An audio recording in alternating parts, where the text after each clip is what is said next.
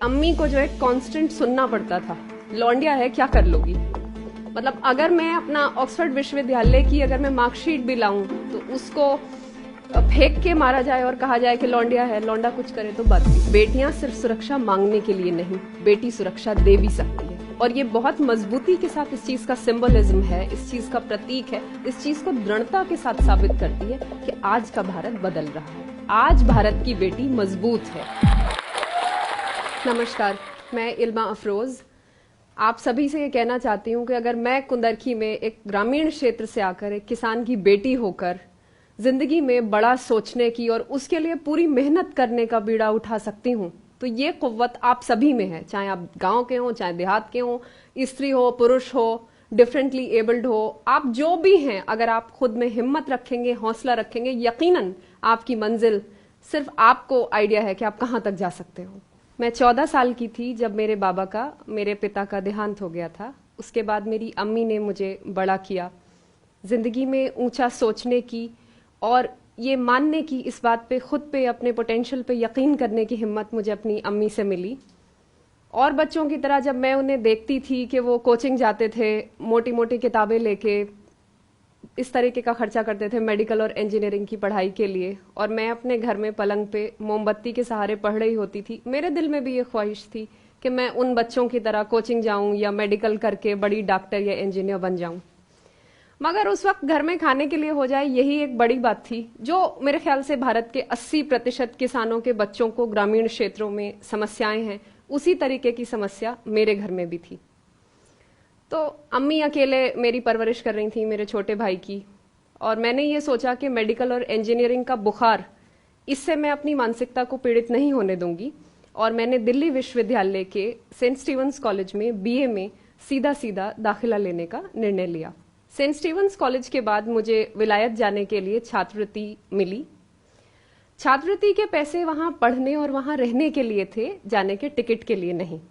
तो टिकट के पैसों का इंतजाम करने के लिए मैं खेतों में गई। वहां गेहूं की फसल कटी हुई थी, तो बहुत धूप हो रही थी, सख्त गर्मी थी, पसीना आ रहा था, और मैंने देखा कि चौधरी हरभजन जी, जिन्होंने मेरी परवरिश की है एक परिवार के सदस्य की तरह, वो खेतों में गेहूं काट रहे थे।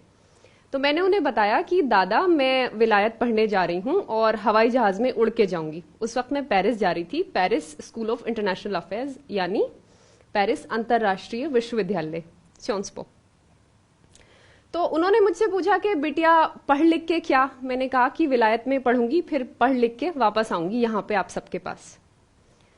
तो फिर मैं देखती रही उन्हें गेहूं काटते हुए। उनका पसीना जो है वो मिट्टी में, जमीन में मिल रहा था, और कमर जो थी वो नंगी थी, और ऐसे धोती पहन के वो कटाई कर रहे थे। कहीं ना कहीं मेरे जहन में ये ख्याल बार बार आता रहा जब मैं हवाई जहाज में बैठ के जा रही थी कि चौधरी दादा वहां खेतों में उसी तरीके से काम कर रहे होंगे, मैं यहाँ खूबसूरत एसी में हूँ। फिर अगले दिन जब मैं स्योन्सपो पहुंची और वहां पे जो स्पाइरल स्टेयर केसेस हैं, जिनमें बहुत खूबसूरत लाल कालीन बिछे हुए होते हैं, वहां भी मुझे बार बार वो सीन याद आ रहा था कि चौधरी दादा फिर वहीं खेतों में काम कर रहे होंगे उसी तरीके से।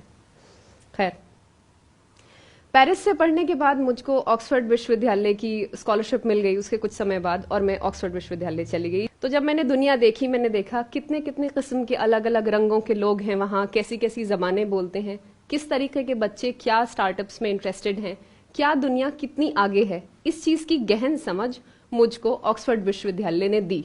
ऑक्सफोर्ड के बाद मैं संयुक्त राष्ट्र इंडोनेशिया में काम करने लगी, बोर्नियो में। संयुक्त राष्ट्र के बाद मैं न्यूयॉर्क सिटी चली गई, फाइनेंशियल डिस्ट्रिक्ट में काम करने।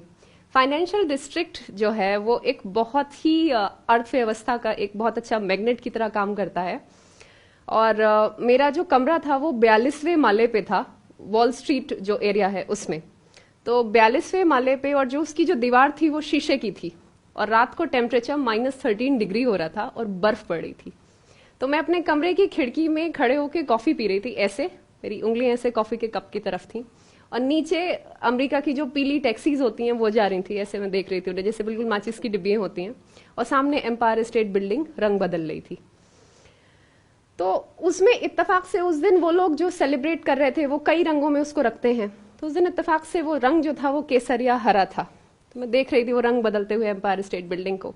मेरे दिल में बार बार इस चीज का ख्याल आ रहा था कि मैं तो यहाँ न्यूयॉर्क में दुनिया घूम ली, पेरिस में पढ़ ली, ऑक्सफोर्ड में पढ़ ली।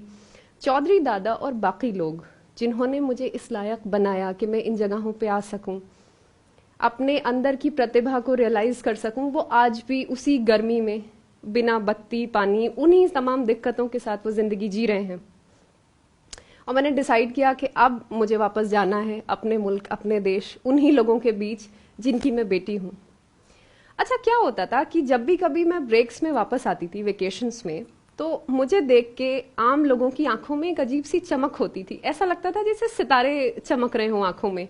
उन्हें लगता था कि शायद मेरी विलायत की पढ़ाई से उनकी कोई जिंदगी में बदलाव आ जाए।